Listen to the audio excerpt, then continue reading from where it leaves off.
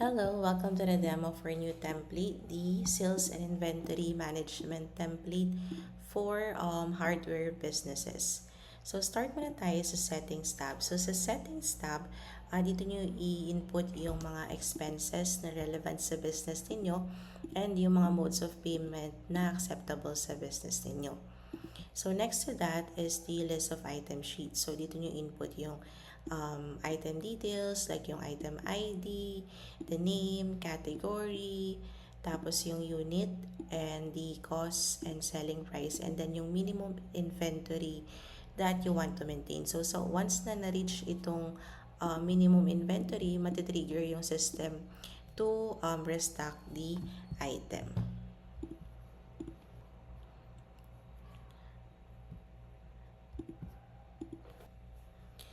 Okay, so next naman is the supplier database. So dito nyo naman input yung mga supplier details like yung name, contact person, phone number, and the address. Next, we have the sales log. So sa sales log, dito nyo input lahat ng mga sold items. Okay, so like yung invoice number, let's have an example.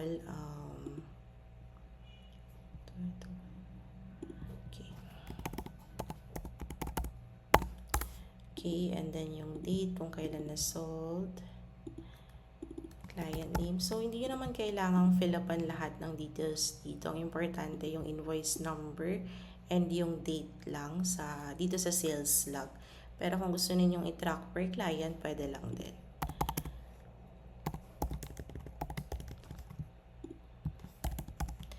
And then, for the item, pili lang kayo dito ng item, then mag-auto-populate na yung unit price.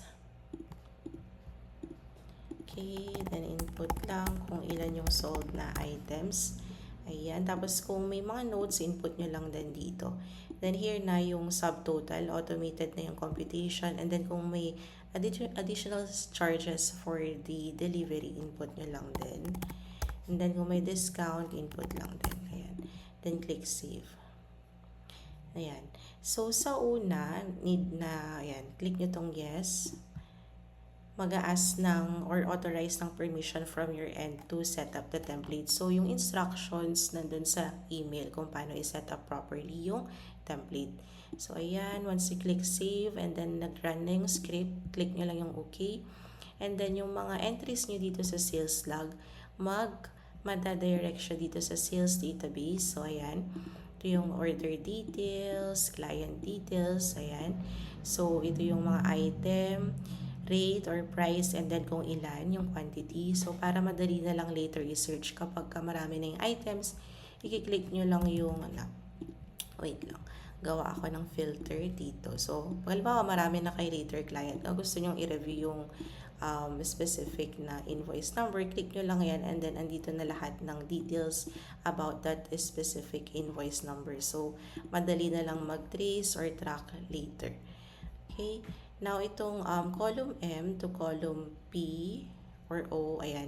So, ito automated na to. Based na to dun sa payments tracker, itong column M to column O. So, lahat ng nakalag na payments dito siya populate or magda-direct para ma-update na yung payments, balance, and yung status ng payment. Okay. So, kung meron tayong sales log, meron din tayong purchase log. So, sa purchase log, dito nyo naman i-input lahat ng mga items na nade-deliver sa inyo and for restock. So, dito, halimbawa, PO number 1689, and then order date, then delivery date. Then, kung sinong supplier, click nyo lang yan. And then, mag-autofill na yung address and contact details niya. Then, input nyo lang lahat ng mga dumating na items, ayan, or na-deliver. Then, meron din dito notes section, same with the sales log. And then, kung may delivery fee, input nyo lang din. And discount, input nyo lang din. And then, click save. Ayan. So, lagi namang mag-ask sa inyo ng permission to proceed para, halimbawa bago pa yung staff, then accidentally maklik yung save. Hindi siya agad masisave unless i-confirm. Okay? So now, yung mga entries naman dito sa purchase log na na-save, dito naman siya masasave sa purchase database. So same lang siya ng layout, almost dun sa sales tab. So dito may mga instruction naman ako dito kung manual or automated. So for example, ito paid na siya, input nyo lang dyan, then input nyo kung kailan nyo binayaran, and then yung OR number, ayan, then mode of payment. So ito automated na yung status, depende kung may balance pa or wala, and then kung may mga notes kayo, input nyo na lang din dito sa notes section. So another thing pala, lahat ng mga nalog na items sa sales log, ito sa sales log, dito siya masasave sa stocks out. So mga sold items, and then yung mga items na nalog naman sa purchase log, dito siya madlalog sa or madadirect sa stocks in or stocks na sheet natin. So, lahat ng to, lahat na may mga lock na yan, automated na yung mga data niyan. Unless may nakalagay na manual input like this one. So, ayan. Pwede nyo lang din i-hide itong stocks in or stocks out. If gusto ninyo, click nyo lang yung drop down and then click hide. Pero, ako kasi gusto ko nare-review pa rin siya. So, naka-unhide. Next naman, we have the payments tab. So, like I mentioned kanina, lahat ng mga entries ninyo dito nakalink dito sa sales database natin dito sa payments tab. Okay. So, let's have an example. Halimbawa, yung kanina, 008 sa payments, 27, 008, and then how much you own? 69,700. Na nagbayad na siya, halimbawa cash.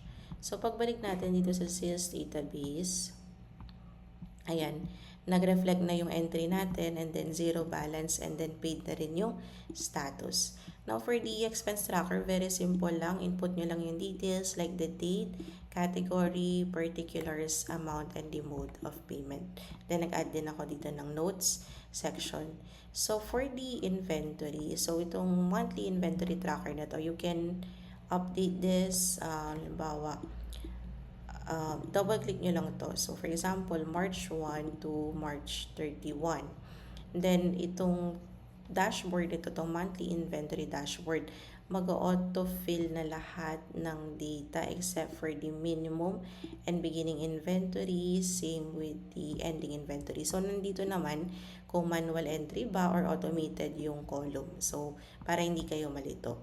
So, dito, itong column B to column G, automated yan based dun sa entries na naka-input dito sa list of items.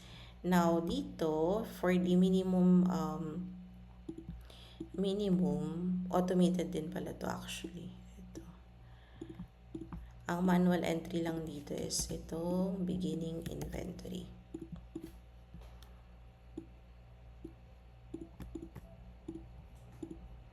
Okay.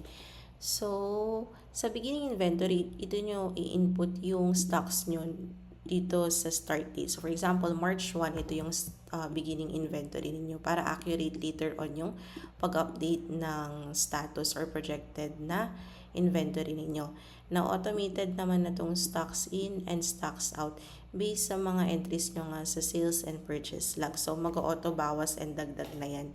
Depende sa mga entries nyo dun sa dalawang sheets na ito, dito sa sales log and sa purchase log.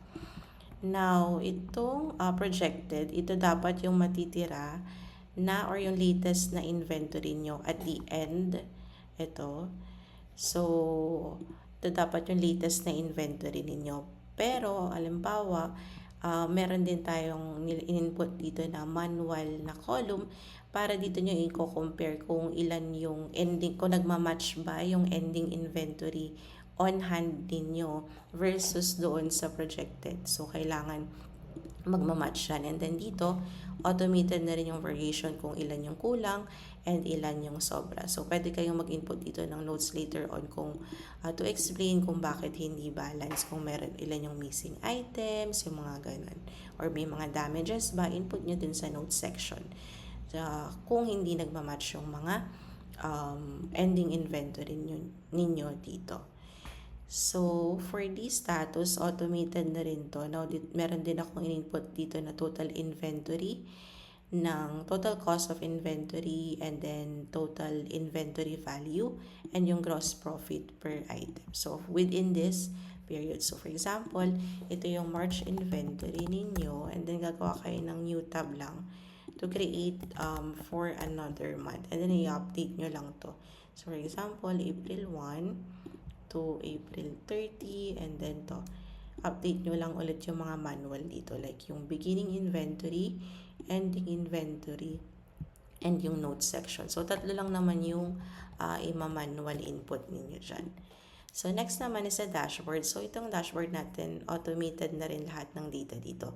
So, double click nyo lang to select date, ayan, start date and end date. So, ibig sabihin, yung data dito is from March 1 to March 31.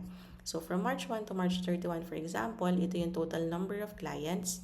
Ito pa yung total na pending invoice and yung pending na balance. And then sa baba, ito naman yung total sales within the period, total costs within the period, same with the expenses and the net income.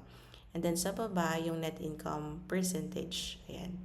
So, naka-red siya kasi less than 20% yung percentage margin natin.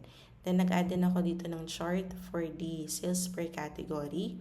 Within the period, yung top 10 sales, nag-add din ako niyan. Expense breakdown, and then yung year-to-date sales naman to. So, month-to-month na to.